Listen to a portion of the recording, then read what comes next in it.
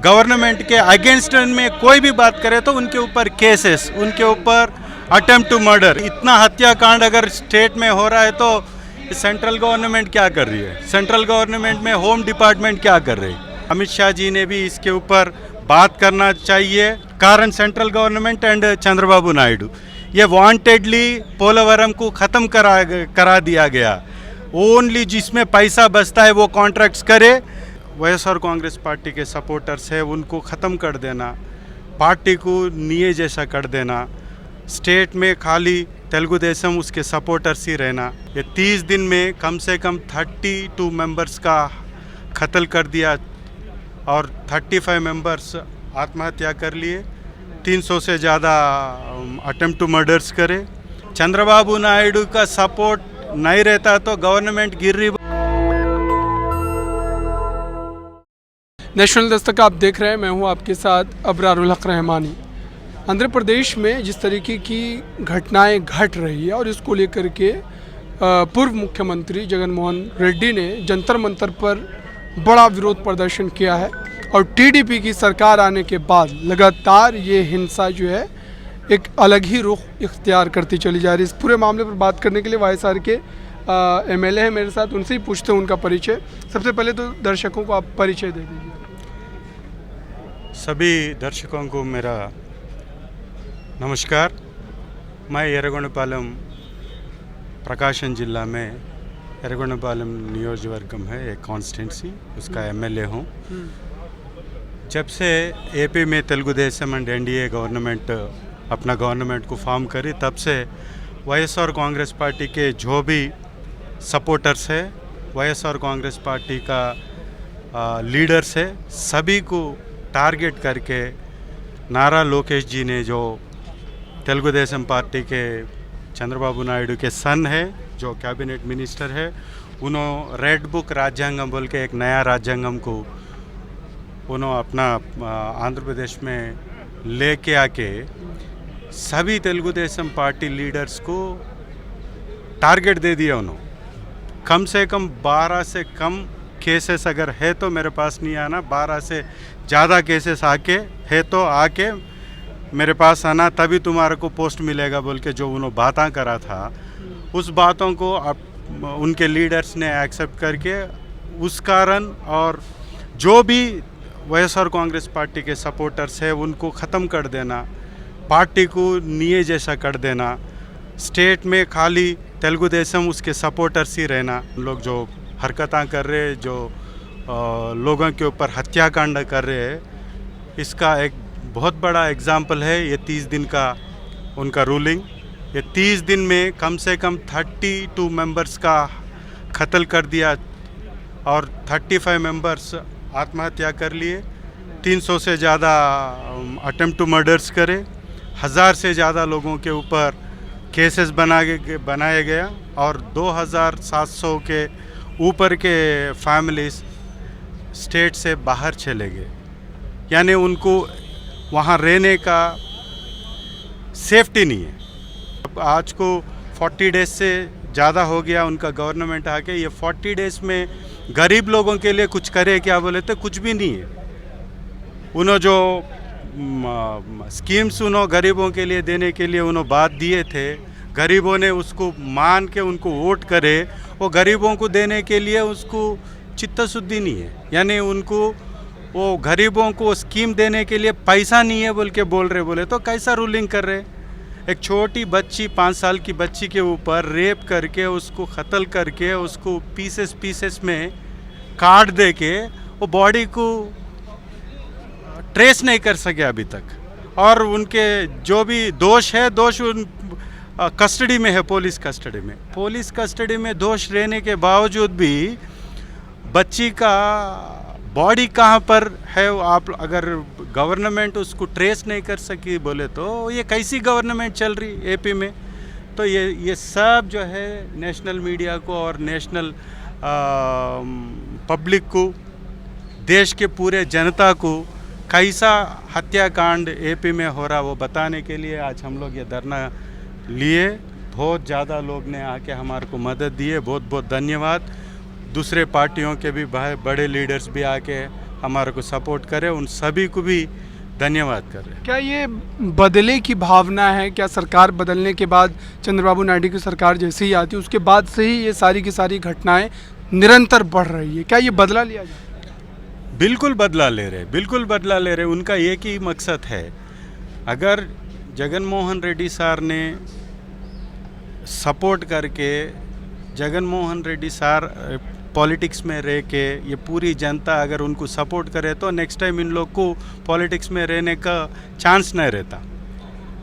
चंद्रबाबू नायडू ने उसका बेटे को पॉलिटिक्स में आगे बढ़ाने के लिए कोई भी उसको शत्रु नहीं रहना चाह रहे, यानी कोई भी अपोजिशन लीडर नहीं रहना चाह रहे। उनका एक फियर है उनको, जगन मोहन रेड्डी साहब बोले तो उनको एक फियर है, अभी प्रतिपक्ष का दर्जा भी नहीं दे रहे, इसीलिए कि प्रतिपक्ष का लीडर है तो उन्होंने जो उनकी जो गवर्नमेंट में जो गलतियां हो रहे वो प्रतिपक्ष का लीडर उसको पब्लिक के सामने लगाते, तो प्रतिपक्ष लीडर नहीं है तो उन्हें अपना मर्जी से कुछ भी कर ले सकते, इसीलिए जो है सो ये सॉप कर रहे।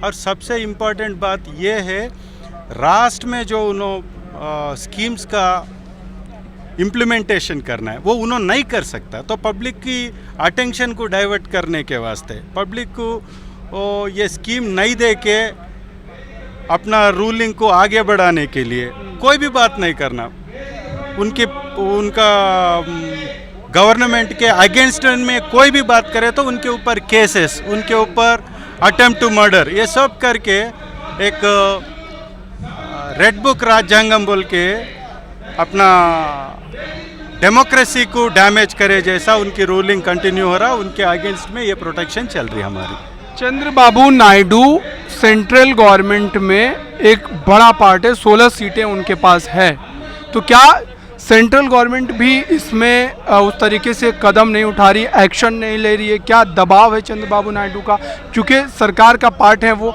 और एनडीए में अगर भाजपा को छोड़ दे बीजेपी को तो सबसे ज़्यादा सीटें उनके पास? ये बिल्कुल भी हो सकता है, क्योंकि इतना हत्याकांड अगर स्टेट में हो रहा है तो सेंट्रल गवर्नमेंट क्या कर रही है, सेंट्रल गवर्नमेंट में होम डिपार्टमेंट क्या कर रही है? स्टेट में जैसा माहौल है, ये माहौल को सुधारने का जिम्मेदारी किसकी है? ये माहौल को नॉर्मल करने का जिम्मेदारी किसकी है? सेंट्रल गवर्नमेंट की नहीं है क्या? तो स्टेट गवर्नमेंट आपको सपोर्ट कर रही तो मनमानी करके, उन्होंने कुछ भी करके, लोगों को ख़त्म करके, लोगों को जलील करके, आगे के पार्टी के लीडर्स को ख़त्म करने का कोशिश कर रही, तो ख़त्म कर रहे, तो आप लोग अगर अपोजिशन में रहते तो एक्सेप्ट करते थे क्या? तो ये प्रधानमंत्री जी भी इसके ऊपर कंसंट्रेट करना है, होम डिपार्टमेंट, होम मंत्री जी ने, अमित शाह जी ने भी इसके ऊपर बात करना चाहिए। ये अगर चंद्रबाबू नायडू का सपोर्ट नहीं रहता तो गवर्नमेंट गिर रही बोल के अगर आप लोग ऐसा डर के ये नहीं कर रहे तो कैसा भी ये जनता आपको एक जवाब देंगी। जैसा आप लोग कर रहे हैं ये चीज़, ये गलत है, ये देश का रक्षण करना आपका कर्तव्य है, ये निभाना चाहिए। एक आरोप जो लग रहा है जगन मोहन रेड्डी पर, जो आपके नेता हैं, कि उनके सरकार में, उनके शासन में करप्शन हुआ है, ये उनका आरोप है, कैसे देखते हैं?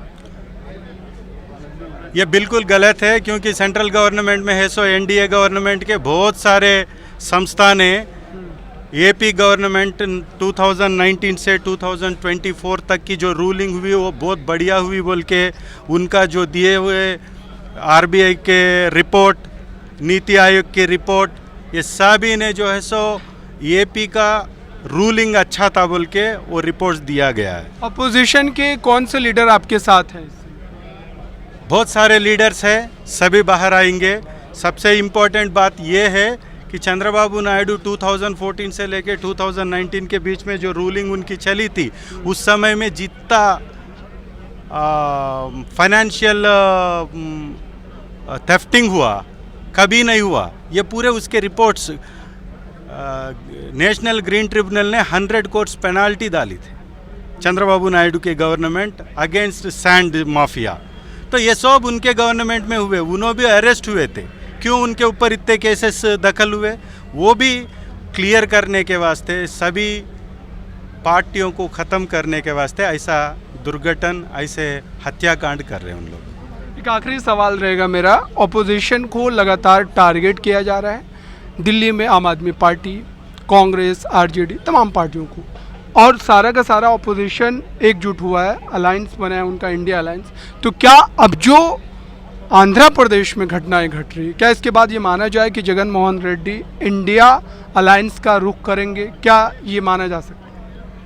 ऐसा कुछ नहीं है, ये हमारा स्टेट का प्रॉब्लम है। ये स्टेट की प्रॉब्लम को हम देश के सभी लोगों को बताना चाहते, देश के सभी लीडर्स को बताना चाहते, सभी पार्टियों को बताना चाहते। इसीलिए हम लोग आके यहाँ पर ये धरना का प्रोग्राम लिए, लोगों को दिखाने के लिए जो चैनल्स है एपी स्टेट में जो भी अगेंस्ट एनडीए के कूटमी के अगेंस्ट में है, वो चैनल्स को रिले करने के लिए उनका परमिशन रोक दे रहा जा रहा है।